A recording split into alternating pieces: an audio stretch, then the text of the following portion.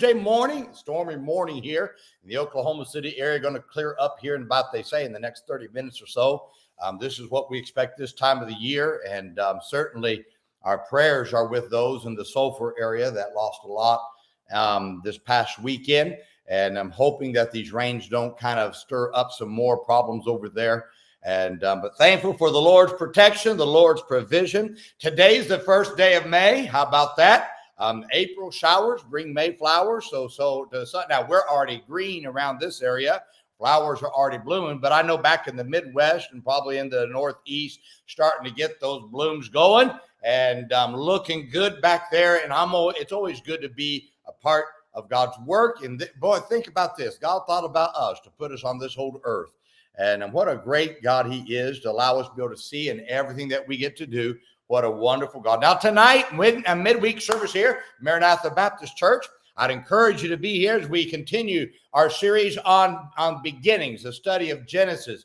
And we now get into some decisions that Abram made and how it affected future generations. I'd encourage you to be here tonight for that. I'm going to have a good service tonight. And I'm looking forward to a great service tonight here at Maranatha Baptist Church. Be here at 7 o'clock, and you don't want to miss it. Be a great study. I'd encourage you to do that if you can. Well, today, let's talk about, am I in God's stead? In Genesis chapter 30 and verse 2, the scripture says, and Jacob's anger was kindled against Rachel. And he said, am I in God's stead, who hath withheld from thee the fruit of the womb? A frustrated Jacob asked his wife Rachel, he says, am I in God's stead? You see, he was frustrated because she wanted a child and could not get one. She blamed Jacob for her womb being closed when Jacob did not have the power to open or close her womb. He was reminding his wife that God never gave him the role of being God and that she had the same power to talk to God as he did. That's what he was saying. As a pastor of a church, oftentimes people come to me wanting me to be God in their life by waving, and they want me to wave some wand over their head to make bad disappear and good to all of a sudden happen in their lives. Now, I often think of Jacob did as these come to me, and I want to say, I don't, but I want to say, am I in God's stead? People come to me wanting me to help them out of their financial situation. I have the same power to talk to God as they do. I don't have the money just to make it all stop.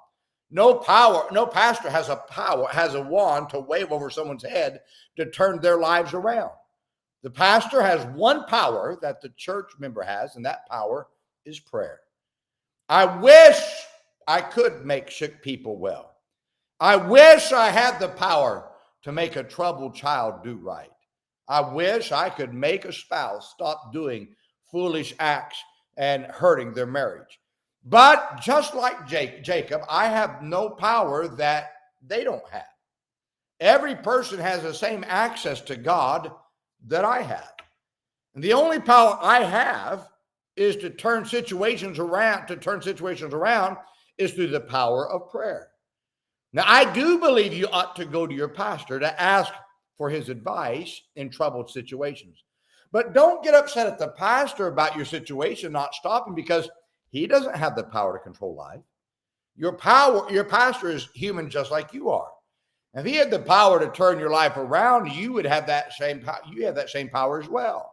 So I'm going to give you some advice on what you can do when you want a human to be in God's stead, like Jacob's wife did. First, run to God in prayer, just like the pastor you run to turn your life around must do.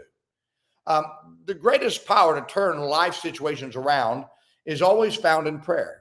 The God that answers the pastor's prayer will also answer your prayer. The pastor does not have special access in prayer just because he is your pastor.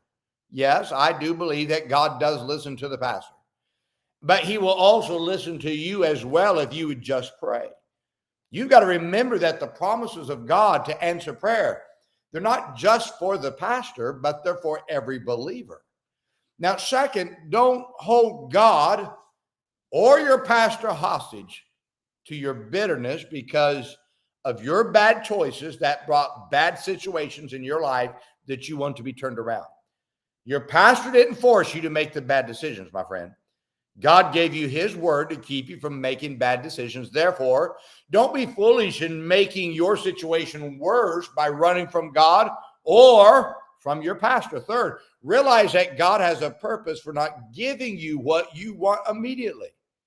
So you got to trust God's divine providence, that he's working out his eternal plan through your life. Be patient.